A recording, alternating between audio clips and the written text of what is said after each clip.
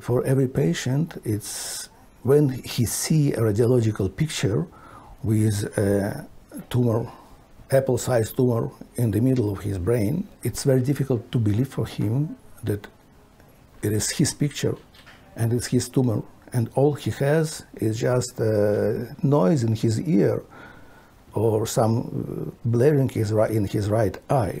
And of course, first question is the surgery really necessary? The second question is it possible to survive the surgery? And the third question is, how will be I after the surgery? I'm Professor Sergey Spector. I'm in charge of neurosurgery in Assuta Hospital, Tel Aviv. And additionally to general neurosurgery, I have additional subspecialties: skull-based neurosurgery, neurovascular surgery, and brain tumor surgery. Nowadays, the paramount aim of neurosurgery is not only to overcome the disease, but to preserve the patient's functions.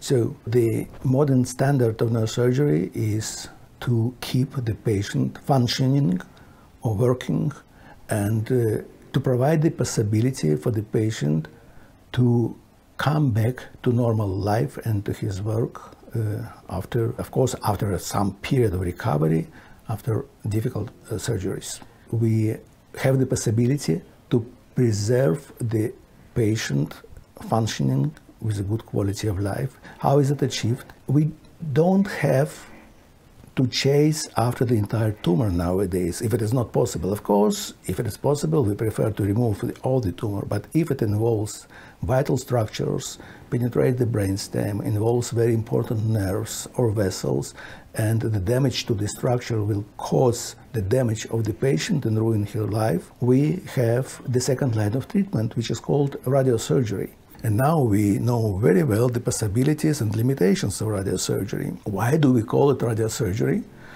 It has nothing open with surgery. We don't have to open the head, but the procedure is done with the beam of radiation beam, and it is so strong and so precise. It's similar to the surgical scalpel. So what we cannot finish safely during the surgical procedure, we may accomplish later on with focused radiotherapy or radiosurgery. And for example, for me, as I use both modalities, it is very, very, very convenient and also wise to know what can I do while regular surgery and what should I accomplish later on with the radiosurgery.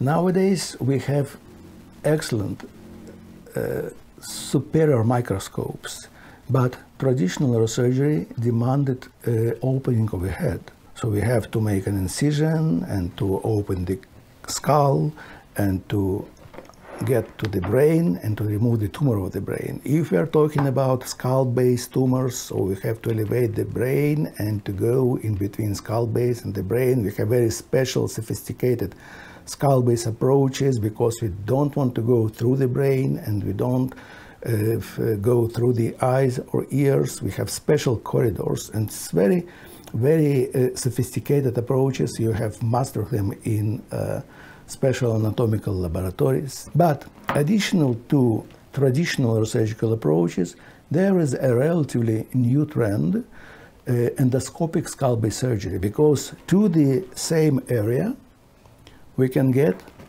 through the nose. And we introduce endoscope. Endoscope is an optical instrument, very narrow. We used 4mm endoscopes, which actually replaces the microscope. And with the endoscope, we can go through the nose and we can expand the approach inside, and we can remove the tumors located in the cerebral base or in the cranial base. I have been working in Assuta for several years, and initially, and I continue to be very impressed, that the hospital is very effective. It is surgically oriented hospital with all necessary supportive services, with excellent intensive care unit, and it is staffed with the modern equipment. The hospital works very smoothly, and I think that both doctors and medical staff and patients feel comfortable here.